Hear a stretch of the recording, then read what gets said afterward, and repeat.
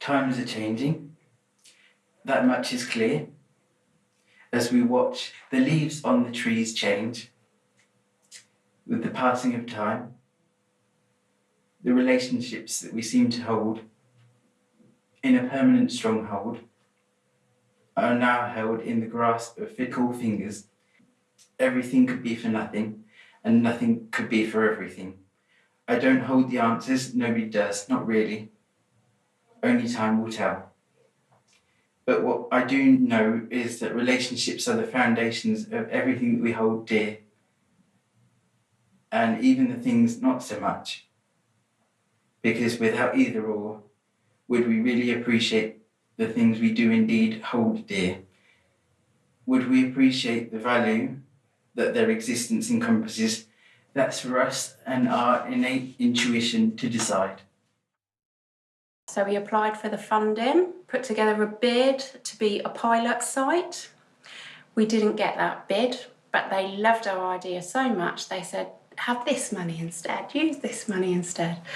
And you can have that for 6 months, and then please apply for the early adopter. We'd started talks with eddies and circles around that, and we wanted to be able to think about the national vision and all of those core values of the key workers, but apply them locally and using small charities with those charity values, because we felt that would be the best way of delivering for our community to reduce, to improve outcomes for young people. We didn't want to define it into a particular role, but it's around being that go-between and around really keeping that person in the middle of everything and their family, and really understanding what their life is like, not just the diagnosis or the particular crisis. Who were they before? Where do they want to be? How are we going to reconnect them with those things? I mean, you can't be in it with the family or the young person, but to not have that agenda as such. You have a purpose,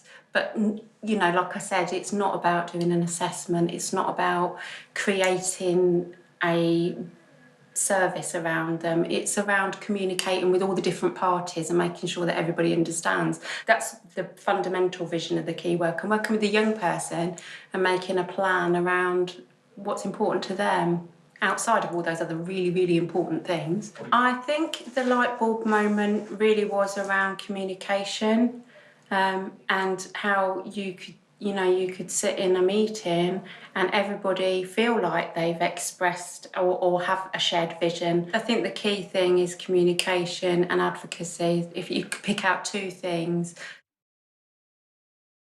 At this point, because he's on the autistic spectrum, we were told he'd need to have a CETR.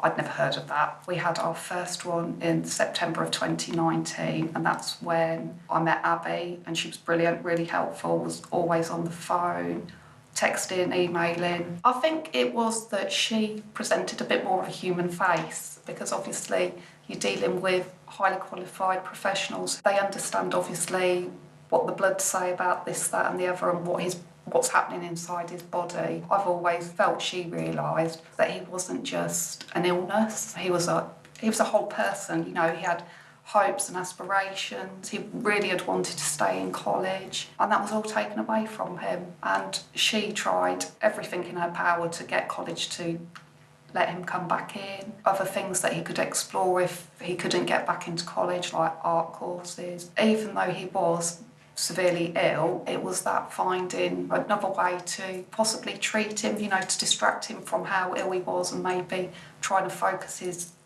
energy on something other than just his eating disorder.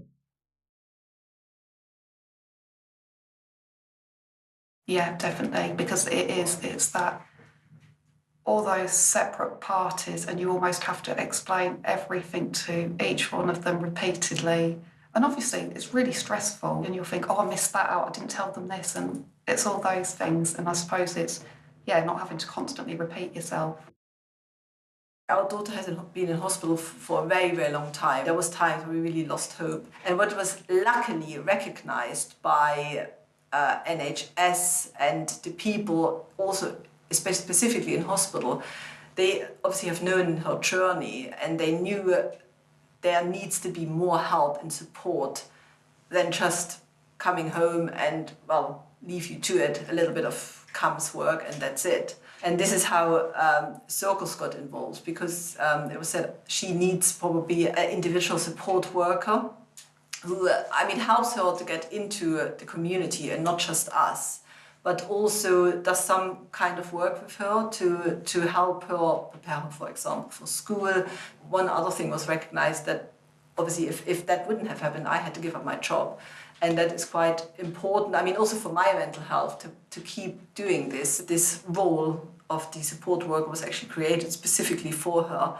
I think part of why she is where she is now, also after her discharge, is because of the support she got after she came out of hospital.